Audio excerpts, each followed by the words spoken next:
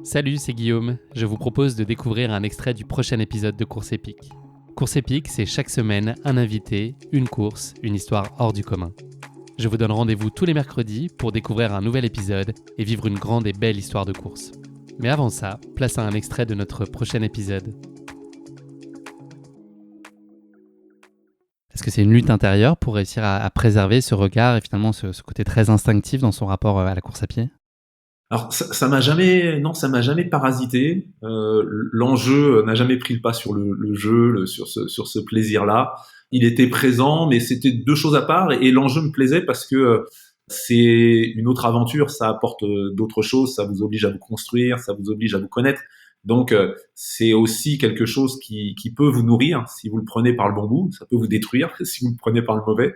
Mais la façon dont j'ai approché le challenge, ça a été quelque chose de positif. Je dirais qu'il n'y a pas de nuit du tout à ça. C'était une autre façon d'apprendre sur soi, voilà, de ressentir des émotions fortes aussi, parce que s'il n'y a pas cet enjeu-là, le cœur qui palpite avant, ces émotions qu'on doit essayer de dompter, de maîtriser, ce fameux stress dont on doit faire un allié. En fait, pendant un temps, on croit qu'il faut lutter contre, et en fait, il faut aller avec, il faut l'apprivoiser. Je dis souvent, c'est une bête sauvage qu'il faut dompter, mais faut pas la mettre en cage.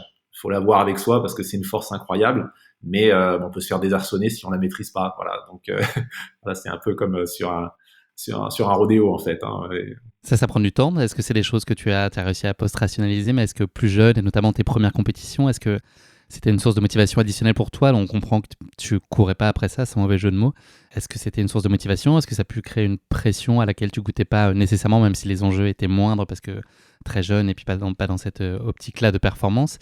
Est-ce que tu as réussi à la J'étais domestiquer assez vite finalement, cette forme de pression ou ce stress qui est inhérent à toute compétition, quelle que soit la catégorie et les âges, les enjeux? je l'ai plutôt assez vite bien géré parce que je pense que j'ai pas fait du résultat une affaire personnelle. C'était pas l'objectif à tout prix d'être bon, d'être le meilleur, d'être le premier. Et personne l'a fait pour toi, personne t'a dirigé vers ça non plus, personne t'a fait comprendre que c'était, qu'il fallait que tu réussisses, t'as pas eu cette pression-là externe non plus. Non, j'ai bien compris après, plus tard, au fur et à mesure, mais si je repense au début, je dis la compétition, c'est une opportunité de courir en plus, et donc d'aller me faire plaisir.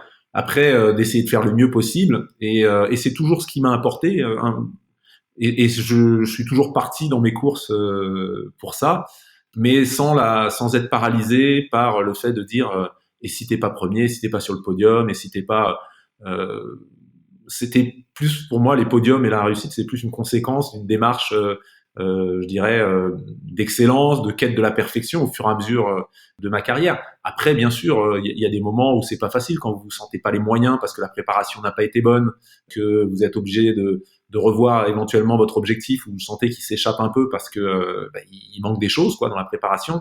C'est ces écarts-là qui sont un peu durs à gérer. Voilà, mais globalement, non.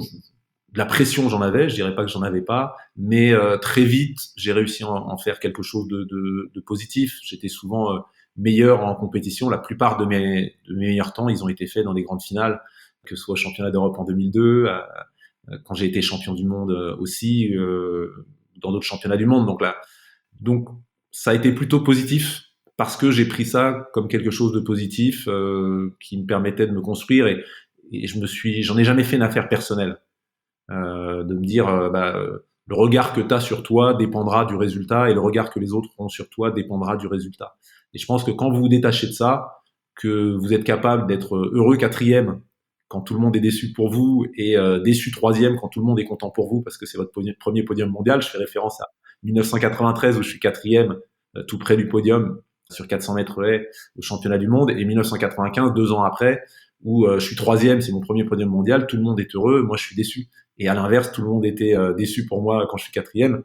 Et moi, j'étais heureux parce que j'avais donné le maximum, j'avais battu mon record de près d'une demi-seconde, et je savais que j'étais sur la bonne voie pour devenir champion du monde un jour. Donc, quand vous apprenez à vous affranchir de ça et à avoir un jugement sans complaisance vis-à-vis de vous, et parfois plus dur que les observateurs extérieurs, et puis à vous détacher aussi des louanges quand elles sont pas méritées, vous êtes beaucoup plus serein, et le résultat importe peu finalement.